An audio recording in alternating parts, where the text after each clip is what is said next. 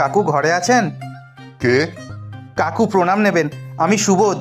এইবারের মাধ্যমিক পরীক্ষায় আমি 98% নম্বর পেয়ে পাশ করেছি। আপনার জন্য মিষ্টি নিয়ে এসেছি, এই নিন।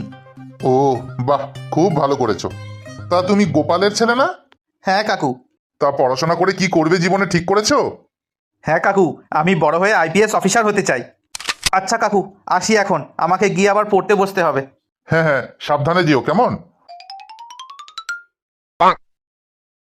হ্যাঁ, এইসবই কর তুই, বসে বসে জুতো সেলাই কর। ওইদিকে গোপালের ছেলে 98% নম্বর পেয়েছে মাধ্যমিকে, বলছে বড় হয়ে আইপিএস অফিসার হবে।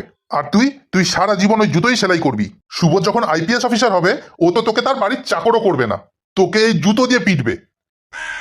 10 years later. Sir, ACP Subodh Mallick, son of Gopal Mallick, new joinees sir.